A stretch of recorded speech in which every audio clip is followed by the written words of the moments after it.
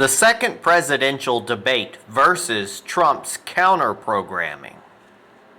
This article is shared by Peter Boykin, American political commentator, citizen journalist, and political candidate.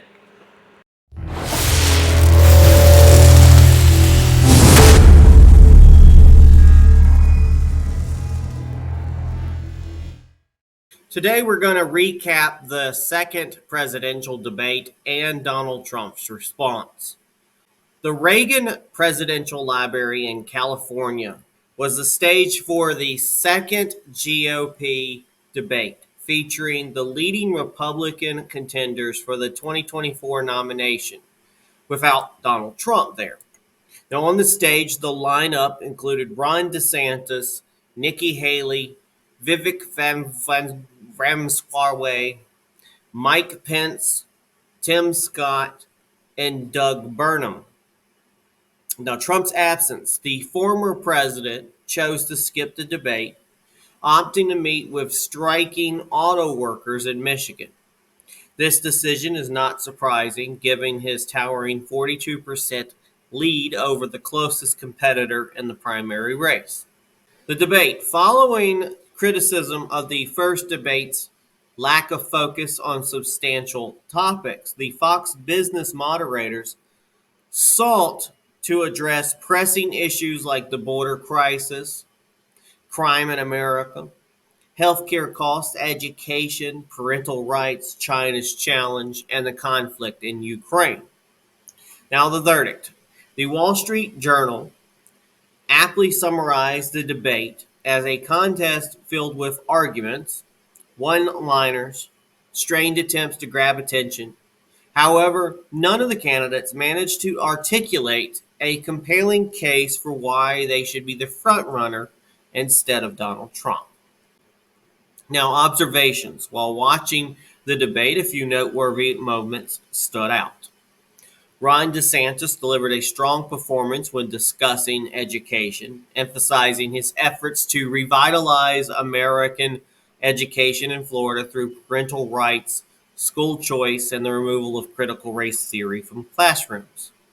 Nikki Haley appeared hawkish, advocating for potential conflicts with Russia, China, and Mexico.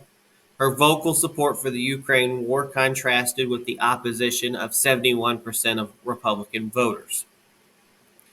Vivek Ramaswamy, though presenting intriguing ideas like ending birthright citizenship and calling the drug trafficking, quote, bioterrorism, struggled to maintain his presence amid interruptions from other candidates.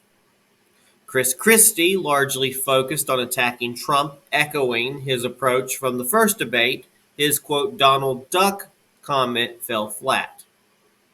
Tim Scott and Mike Pence delivered predictable, if somewhat unremarkable, performances.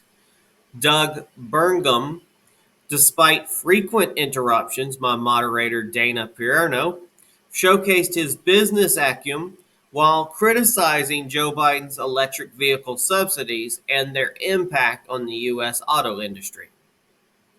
Now, the big picture, following the first GOP debate, there were minimal shifts in the polls. Trump's absence didn't hinder his popularity, as he saw a slight increase in his numbers.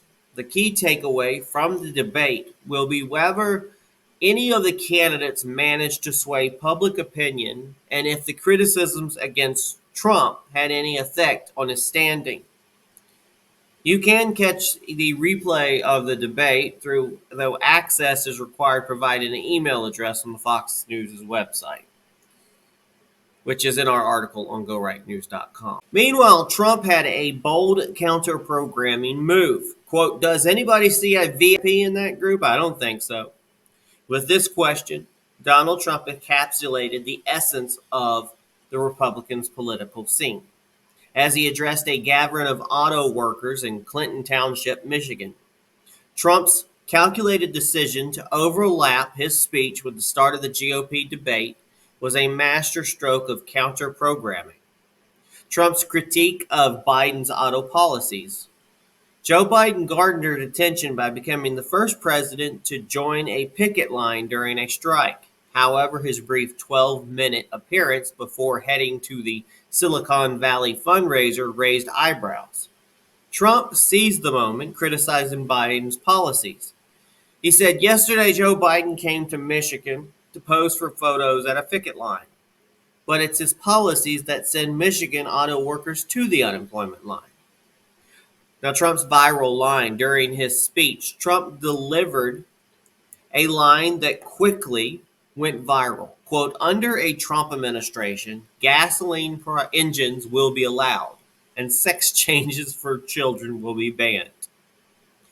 Trump's response to Chris Christie. At the GOP debate, former New Jersey Governor Chris Christie took a swipe at Trump, accusing him of avoiding debates and suggesting that they would dub him Donald Duck.